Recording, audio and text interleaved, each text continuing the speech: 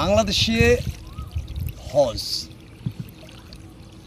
হজের পর হজ করে হয় কি, হজ করে কি হয়? হাজি।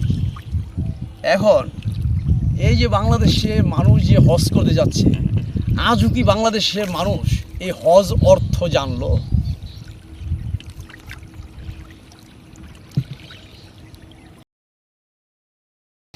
আজও বাংলাদেশের মানুষ হজ করে, আমরা হাজির সাহেব বলতেছি, ডাকতেছি, আজও বাংলার মানুষ কি একবার ভাবলো আসলে হাজি অর্থটা কি? আমি যাই একটু শুনি।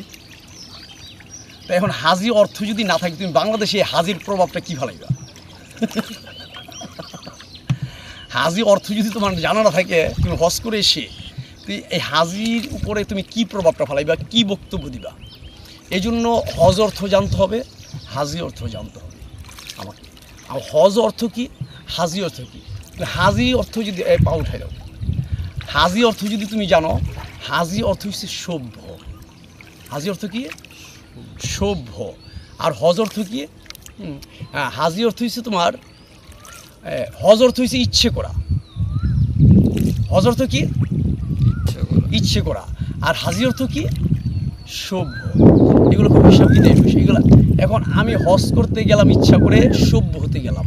ইচ্ছা করে কি?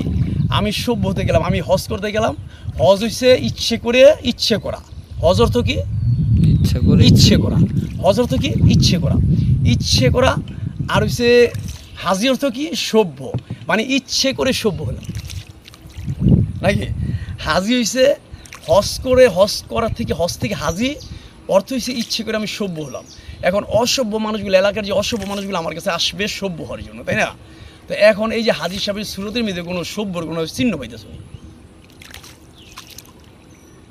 এই হাজি সাহেব সুরতের মধ্যে কোনো সভ্যর কোনো চিহ্ন পাইতেছ? হজ করে অসভ্য হইতেছে বেশি। এটা কোন হাজি সাহেব? আল্লাহ লেখছে। সুন্দর থাকতেন, ভালো থাকেন।